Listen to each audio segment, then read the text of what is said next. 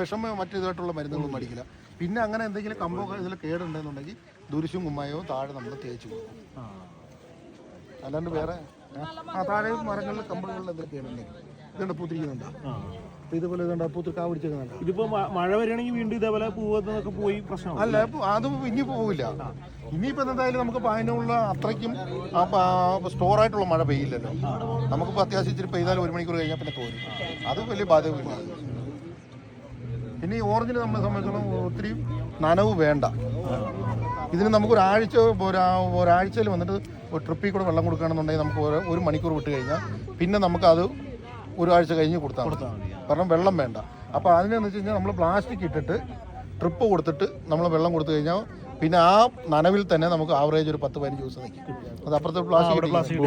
അപ്പോൾ അതിൻ്റെ അകത്ത് ഇനി ട്രിപ്പ് കൊടുക്കും. അപ്പോൾ അത് കൊടുത്തു കഴിഞ്ഞാൽ നമുക്ക് 10-15 ദിവസത്തേക്ക് 1 മണിക്കൂർ വിട്ട് കഴിഞ്ഞാൽ പിന്നെ അത് മതി. ഇതിന് കൂടുതൽ ഇത് വേണ്ട. സൂര്യപ്രകാശമാണ് കൂടുതൽ വേണ്ടത്. അതിനാണ് ചെടികൾ പോയ വർഷം ഈ ഓരോടത്ത് തെളിച്ചതും അല്ലാതെ തെളിക്കുന്നതും. ഇതിപ്പോൾ അവിടെ തെളിച്ചുകൊണ്ടിരിക്കുകയാണ്. ആ സൈഡ് അങ്ങനെ തെളിച്ചു പോകുന്നുണ്ട്.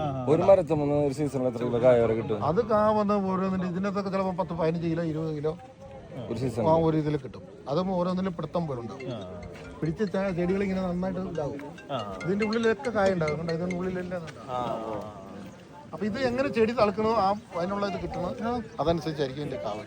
ഡിസംബറിൽ സാധാരണ കഴിഞ്ഞാൽ പിന്നെ നമുക്ക് അത് കഴിഞ്ഞാൽ 1 മാസം കഴിഞ്ഞാൽ വീണ്ടും അതേപോലെ തന്നെ ഉണ്ടാവും. ഒരു വർഷത്തിൽ അതിന് മാക്സിമം 2 വട്ടം നമുക്ക് ആവറേജ് കണക്കൂട്ടാം. ഡിസംബർ മാസത്തിൽ